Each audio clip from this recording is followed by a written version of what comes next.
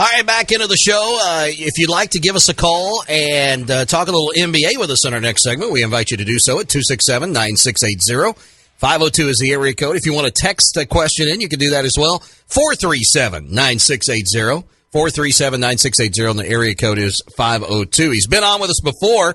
It's his second stint with us, and we wanted to talk NBA, so we went right back to him. Jacob Bourne joins us here on the show tonight from the Bleacher Report. He's the NBA associate editor for them, and he joins us to talk a little bit about the NBA. Jacob, how are you tonight?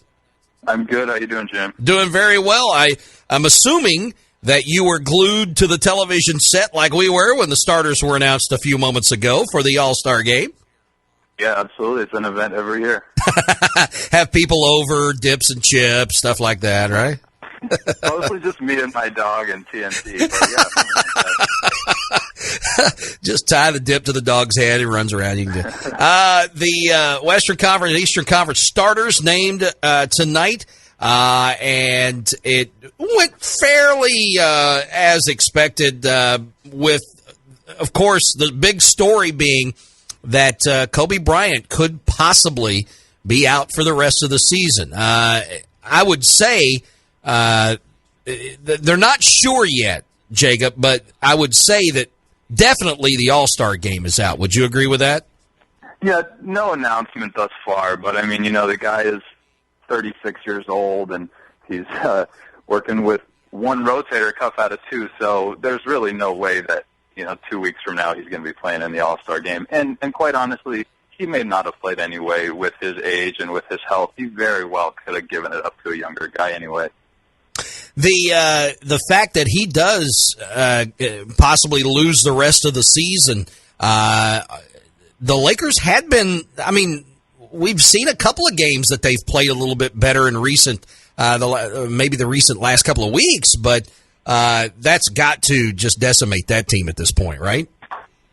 It's really hard to say because he's still putting up points this year, somewhere around 18 a game, but he's shooting so poorly, and his tangible help for that team is really not that great. So I don't think you're going to really see a huge drop-off from him. You're going to see the same guys around him continuing to play better than he was anyway. So they're still not going to make the playoffs. They're not going to really do anything. But I don't really think you're going to see a big difference on the court whether Kobe's playing or not. Oh, all right. They're still not a good basketball team, are they? No, they're really horrible. So, that's going to continue. I can guarantee that. Were you surprised, and we're talking with Jacob Bourne, the NBA associate editor at Bleacher Report, were you surprised that at his vote total? I was expecting him to be a little bit higher than what he came in at about 1.15 million votes. I was expecting him to be among maybe the top two or three guys, and that was quite a bit off the pace. Yeah, Steph Curry led the way with a little over 1.5 million, and part of it is that there are some realistic fans out there who know that Kobe really doesn't deserve to start anymore. But you're right, Kobe has this massive global following. He's probably the biggest star in Asia, period. When it comes to music or politics or sports, it's not Yao Ming, it's not some K-pop band, it's Kobe Bryant. That guy can't go anywhere. It's like Beatlemania for him. It's like Jerry Lewis in France or something. That's weird. It is. It's weird, but that's the deal. He is such a global superstar that you're right. It is kind of surprising to see him trail the leading vote getter by 500,000 votes. Granted, he's still voted a starter, but you're right. You would expect it might be a little bit higher. As you said, Steve Curry, the leading vote getter, he'll be with that Western Conference squad as one of the guards. Anthony Davis gets the nod in the front court for the Western Conference, and he wasn't too far off the pace. Third in vote getters at just over 1.35 million, somewhere in there. But this is a young man, of course, playing just down the road at Kentucky for the 1 year, got the national championship, kind of a favorite son around here, and he is quickly becoming one of those guys that has that kind of across-the-board likability, for lack of a better term, in the NBA. A lot of people like him, and they like what he does for the Pelicans. Yeah, that's right.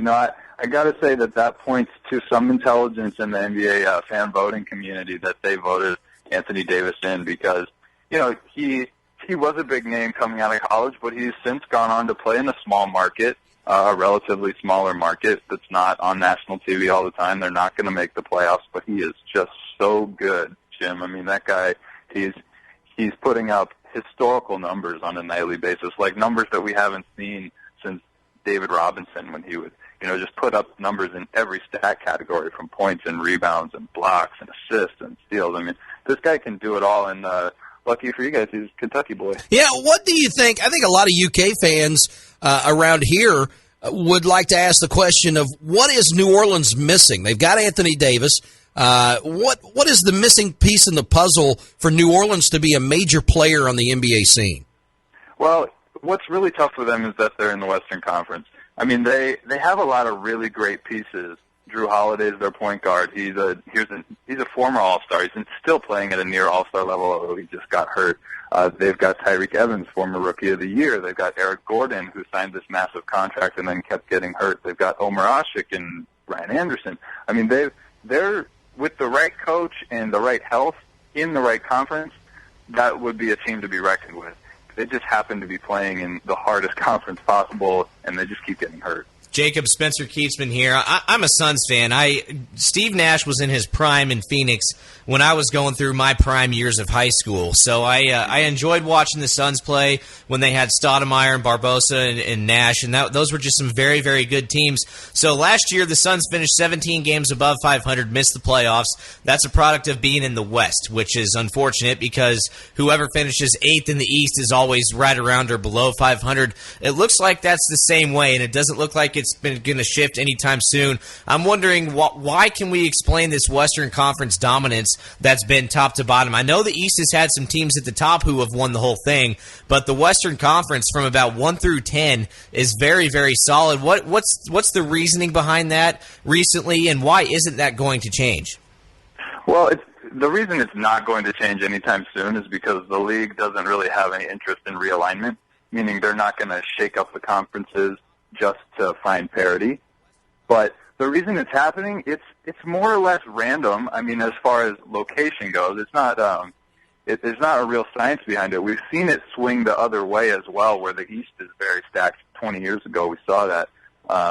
So sometimes these things just happen this way, and you just have to kind of wait. I mean, what's unfortunate is now that this has been going on for a long time. I mean, as far back as 2007 or 2008, rather, Golden State didn't make the playoffs, and they won 48 games, and that's still going on, like you said, with the Suns last year. Although the Suns, I think that they're going to get in with the 8th seed this year, but it's really just a matter of waiting. Eventually, maybe the league will decide to do something different where they do away with conferences completely and just the top 16 teams make the playoffs. But until that happens, I think we're just going to have to wait it out. And a team that's normally there at the top of the West is Oklahoma City. They're 2 games above 500, fighting for an 8th spot. And Phoenix has they have about a 3-game lead on that stronghold. And we're still only about halfway through the season. Most teams are in the lower 40s on games, low to mid 40s on total games played. So we're about halfway there. But I'm wondering what's the issue with the Thunder this year? This is a team that's always there, and most people, are used to seeing the Thunder in the playoff race. But right now, they're going to struggle to make it. Well, they're starting to surge a little bit. They are, yeah. And Westbrook's playing pretty well. But generally, what's been the main issue with the Thunder? Their road record is awful. Yeah, well, just like we were talking about with New Orleans, their issue has been health.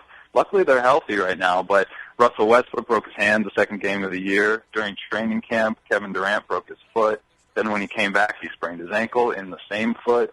So they've really had a hard time staying healthy. However, they've won 4 games in a row now. They're surging a little bit. They're a team that keeps doing that. They'll win 4 in a row.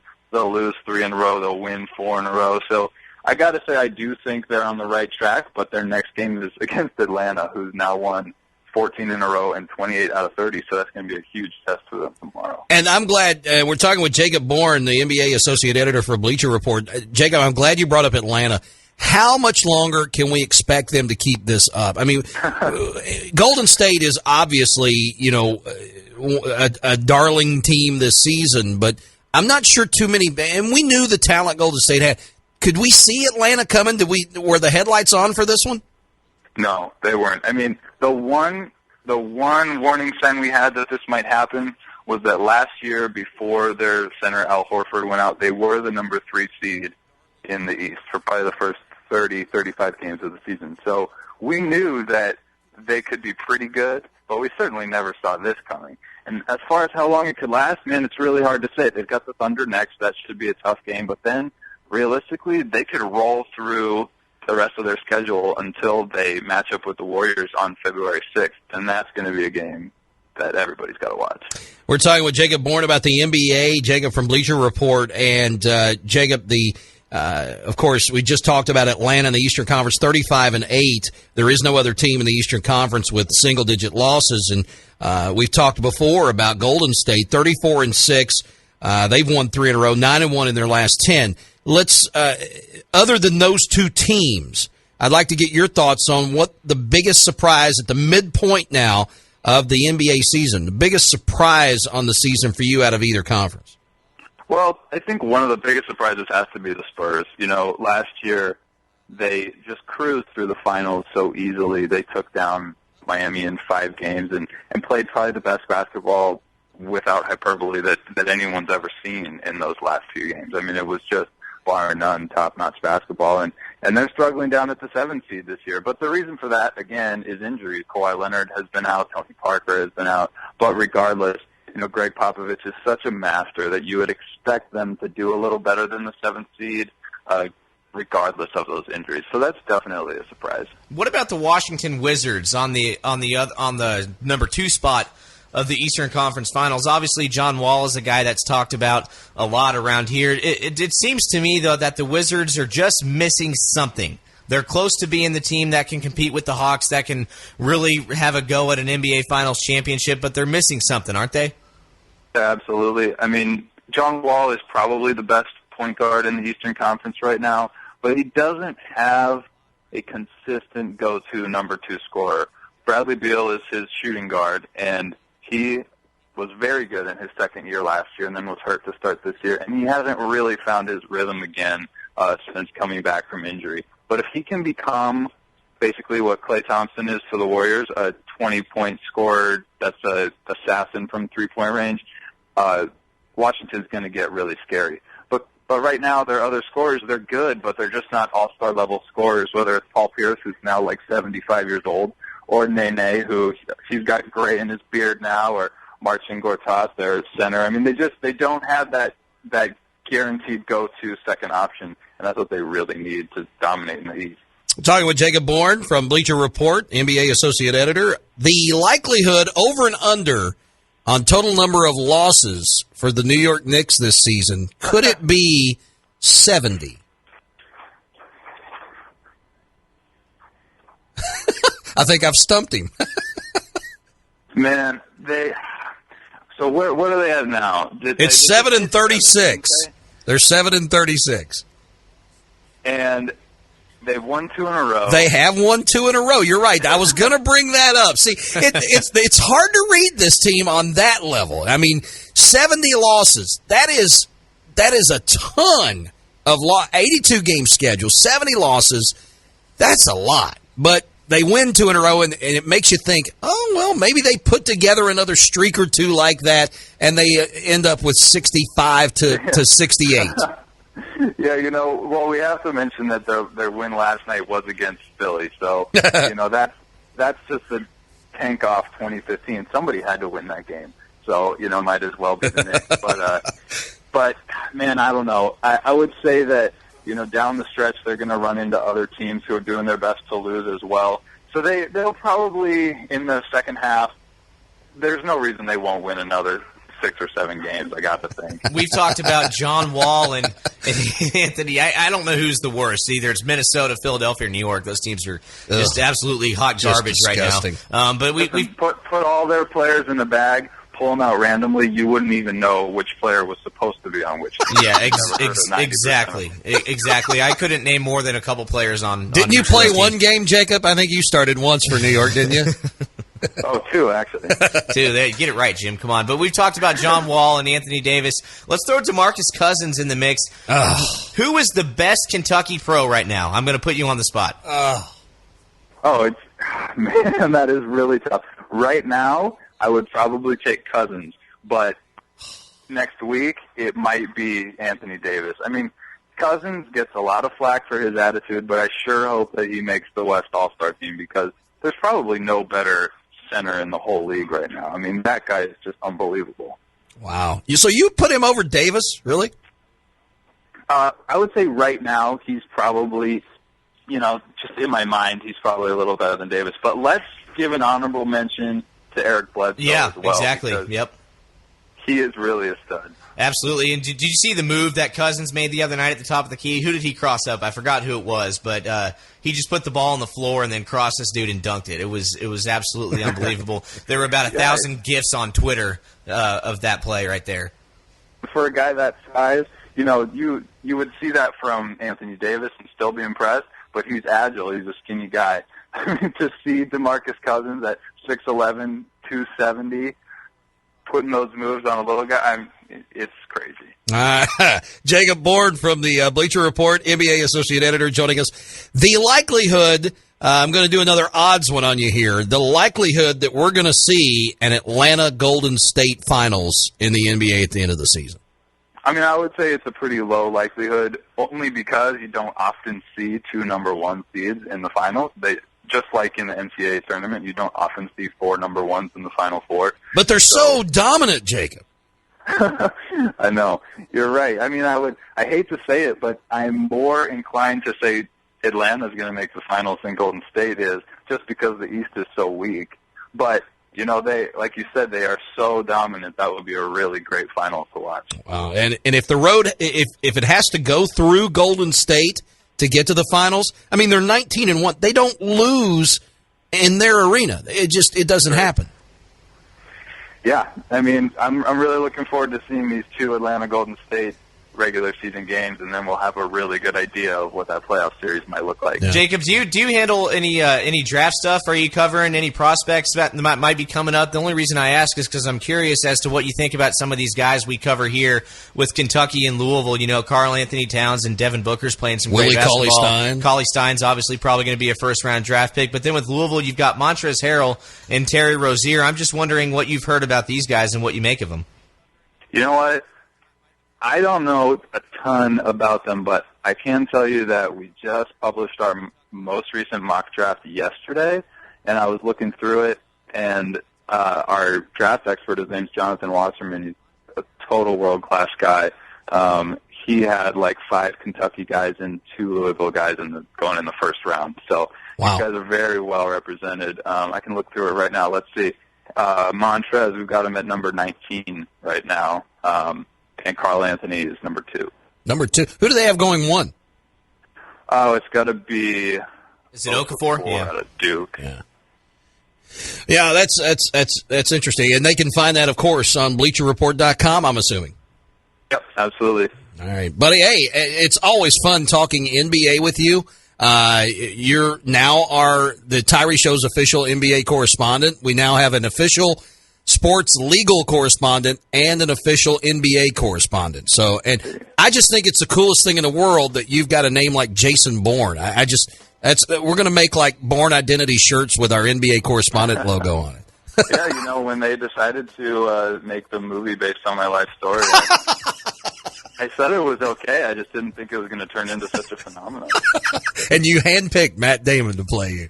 Man, as always, good to talk to you. We'll do it again. We'll probably do a 3-quarter season checkup, and we'll check with you then. Thanks so much. All right, Jim. Have a good one. You too. Jacob Bourne, NBA Associate Editor. He sounds like Adam Himmelsbach a little bit. I like it. BleacherReport.com.